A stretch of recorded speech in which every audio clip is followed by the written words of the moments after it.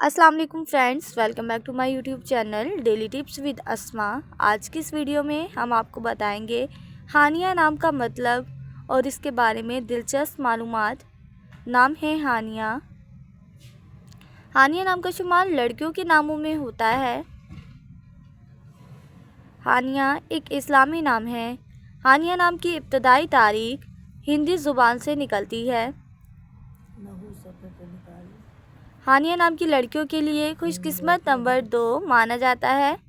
माहिरीन के मुताबिक हानिया नाम की लड़कियां बहुत मुज़ाहिया होती हैं। हानिया नाम का मतलब है खुशहाल ज़िंदगी बसर करने वाली। हानिया नाम की लड़कियों के लिए खुशकिस्मत दिनों में जुमेरात और मंगल का दिन शामिल है। हानिया नाम के अफराद के लिए मुवाफिक रंगों में सुर्ख, नारंगी और सुनहरा रंग शामिल है। हानिया नाम के अफराद के लिए मुवाफिक पत्थरों में सब्ज़ पत्थर शामिल है। खुशकिस्मती वाली धातों में हिंसों के हिसाब से तांबा शामिल है। फ्रेंड्स, अगर आप अपने नाम का मतलब जानना चाहते हैं तो कमेंट बॉक्स में अपना नाम लिखें। इंशाल्लाह हम आपके नाम की वीडियो ज़रूर बनाएंगे।